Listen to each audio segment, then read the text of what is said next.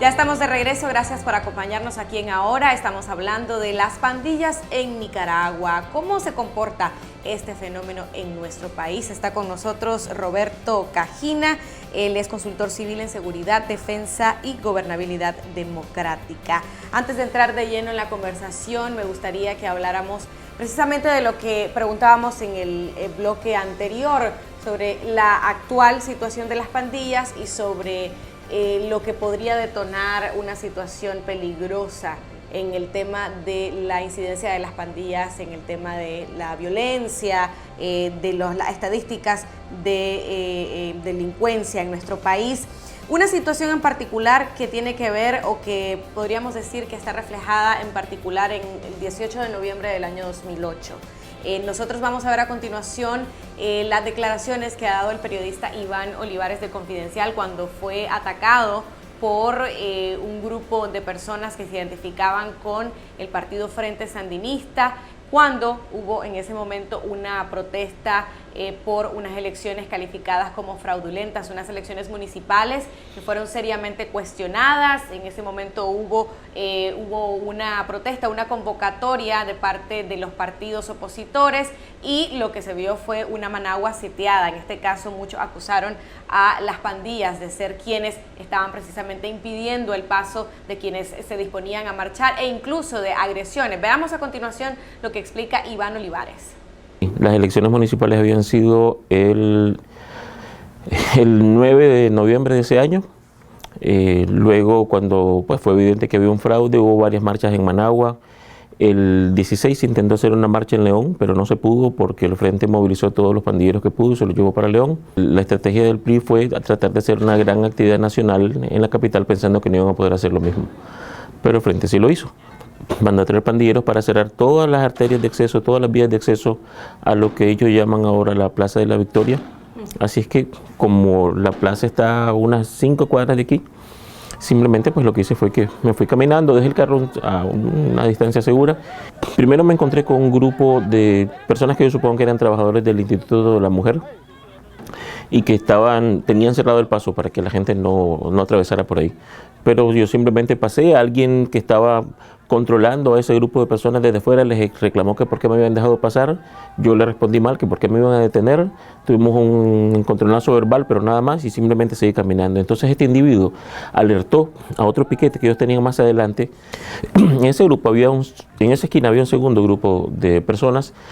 Estas personas no eran violentas. ¿Sabían que eras periodista? ¿Sabían que eras de Confidencial? En ese momento no. Yo era simplemente alguien que no era uno de ellos. Eso era todo lo que era en ese momento. Y estas personas me pedían que no intentara pasar. Pero a medida que se va haciendo un grupo más nutrido, porque yo estoy decidido a pasar, ellos no van a impedir ni mi libertad de movilización, ni mi libertad de trabajar, ni de informar o informarme. Es que entonces un grupo de pandilleros que estaban ya sobre la carretera más allá, cuando vio el ruido aquí, salieron corriendo con sus armas y ellos ocuparon el lugar donde estaban estas personas. Estas personas fueron quedando atrás y entonces los delincuentes, yo en realidad solamente estaba pendiente de uno de ellos que venía con un machete en alto y que me amenazó un par de veces con darme un golpe. Pues no lo hice en ambas ocasiones. Lo único que hice fue mirarlo a los ojos, mantener la vista y no separarlo, pues con la intención de, hasta donde fuera posible, de lograr que de esa manera se detuviera. De hecho, un individuo que estaba a la izquierda de él trató de robarme la cámara que yo tenía, pero logré recuperarla. Y yo lo que hice fue seguir caminando de retroceso, porque yo sabía que en el momento en que yo cortara el contacto visual me iban a agredir. Así que en algún momento yo lo que hago es que les doy la espalda para empezar a caminar hacia mi oficina. En ese momento, el tipo del machete me pega un cinchonazo. Cuando él hace eso, entonces yo otra vez giro para tenerlos de nuevo a la vista. Y en ese momento, otro individuo que no estaba en mi atención, porque en ese momento está totalmente concentrado en una persona. Los demás son como que fueran un decorado detrás de ellos. Otro individuo que estaba a la derecha de él me tira un golpe, pues hace una estocada con una bayoneta que él tenía. Para mi suerte, el golpe fue como en vertical, no fue un golpe así directo. Cuando ellos hacen eso, no sé, pues como que se dieron por satisfechos, ya dejaron de seguirme a partir de ese momento, se quedaron diciendo cosas que no tienen ningún sentido. No sabían todavía que eras periodista. Hubo un momento cuando ellos retoman la acción cuando las personas que dije, ¿verdad?, se partan, y en algún momento ellos ven que yo tengo un carnet. Yo llevaba mi carnet, pero llevaba mi carnet volteado, de modo que no, solamente pudieran ver la parte trasera, que está en blanco, no dice nada. Y cuando ellos vieron que era un carnet, entonces lo sacaron y vieron que era periodista. Pero la razón específica no es que fuera un periodista, aun cuando lo que estaba tratando de hacer era llegar hasta ahí como periodista.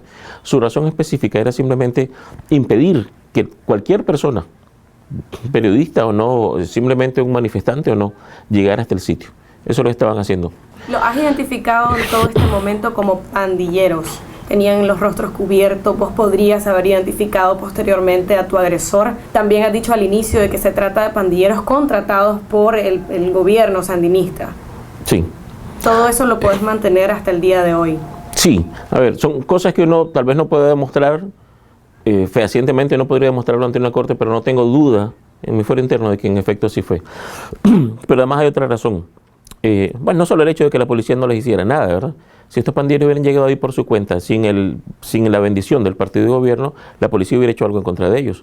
En ese momento, según los medios de comunicación, tanto el Frente Sandinista como el Partido Liberal Constitucionalista contrató a pandilleros para que salieran a las calles.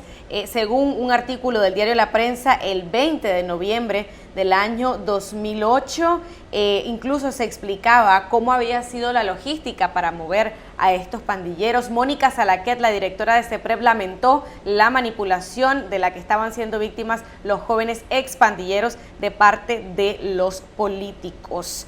Y luego me gustaría leer también parte del paper que presentaste, Seguridad en Nicaragua, la excepción en Centroamérica. Aunque Nicaragua no está exenta de violencia juvenil, esta no ha alcanzado los niveles del Triángulo Norte porque ha sido relativamente contenida como resultado de una inédita alianza entre organizaciones de la sociedad civil, la policía y la comunidad. No obstante, la interferencia partidista, en particular del Frente Sandinista, está atentando contra este original esfuerzo al reclutar a jóvenes desmovilizados de las pandillas para convertirlos en fuerzas de choque contra sus adversarios. Al ver que la policía no interviene cuando agreden a opositores al gobierno del presidente Ortega, estos jóvenes tienden a desarrollar una sensación de impunidad que les invita a regresar a las pandillas porque asumen que no serán perseguidos ni reprimidos por la policía. Esa era la olla de presión de la que hablabas en el bloque anterior. Exactamente, esa es la olla de presión. Esto a veces parece ser como algo que no ha sido comprobado, que se habla de que los jóvenes, sean Juventud Sandinista o los ahora llamados motociclistas o motorizados, que se presentan en momentos particulares donde hay protestas de oposición, pero ¿hay algún tipo de pruebas de que realmente hay un nexo directo entre expandilleros y estas fuerzas de choque? Si no me equivoco, en las declaraciones de Iván Olivares se dice exactamente algo para eso. Pero además es evidente, el gobierno de Ortega tiene un círculo de operadores políticos en diferentes niveles, en diferentes estratos, pero nunca en un estrato específico relacionado con la juventud, la violencia juvenil en general. De tal manera que para utilizar a jóvenes desmovilizados de pandillas, o jóvenes pandilleros, o jóvenes en situación de riesgo social, debían haber recibido información oficial, operadores políticos de Ortega, para contactarlos, para agruparlos, para vestirlos, para armarlos y para indicarles exactamente qué es lo que tenían que hacer. Evidentemente que esta es una actitud cobarde del gobierno de Ortega, porque si el gobierno de Ortega hubiera querido recurrir al uso legítimo de la fuerza, recurría a la policía, pero la protesta no era ilegal, o las protestas no han sido ilegales. Entonces, utilizar a la policía para reprimir protestas que no son ilegales no tenía sentido, pero sí tenía sentido reprimir y agredir a los adversarios para evitar la disensión, para evitar el disenso, para evitar que se protestara, que se manifestara, que se dijera que este país no iba bien, que no eran correctas las políticas.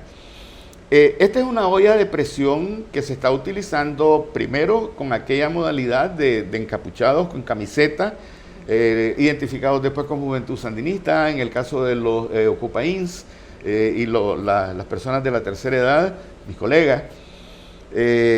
Los motorizados ahora, Es decir, son variedades o son modalidades diferentes que se están utilizando, pero que van encendiendo más fuerte la llama del fuego que está calentando esa olla de presión.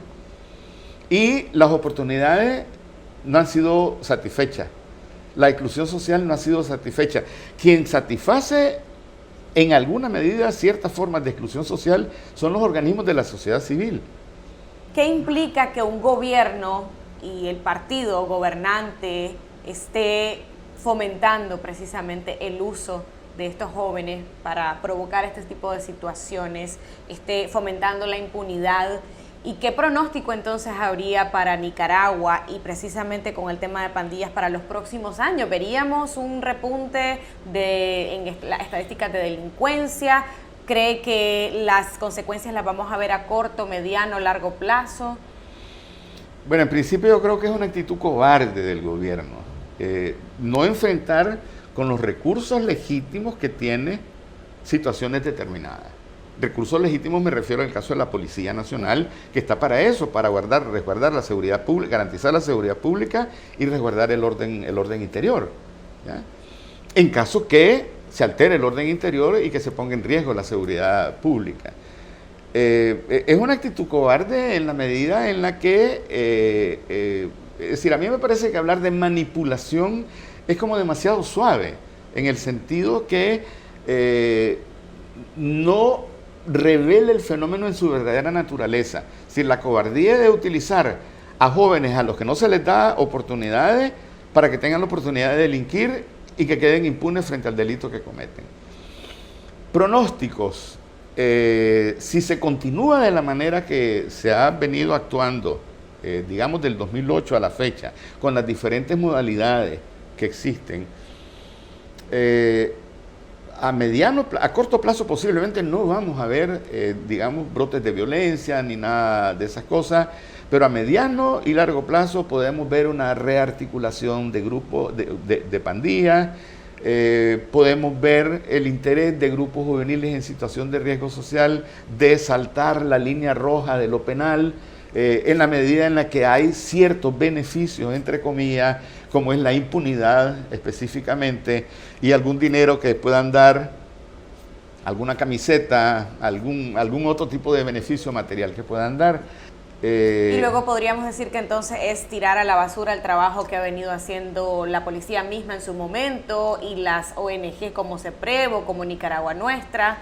Sí, en parte hay una suerte de hipocresía, en el sentido de que se reconoce, y yo soy de los primeros en reconocer el trabajo que la policía a través de la Dirección de Asuntos Juveniles ha hecho, ya desde la época de Hamlin Gurdián, del comisionado Hamlin Gurdián, que hizo un trabajo extraordinario en la Dirección de Asuntos Juveniles. ¿Quiere decir entonces que podríamos esperar un efecto adverso o que se revierta al mismo gobierno, al mismo partido? Yo le llamaría un efecto boomerang, en el sentido que se tira el boomerang, pero también regresa y te puede golpear. Gracias por habernos acompañado. El tiempo se nos agota, realmente mucho que hablar, un fenómeno bastante complejo sobre lo que ocurre aquí en nuestro país con el tema de las pandillas. Agradecemos, sí, que nos haya acompañado y bueno, también agradecemos a la población, a la audiencia que nos está viendo aquí en el sitio web del Diario de los Nicaragüenses y los esperamos la próxima semana con otro tema de su interés.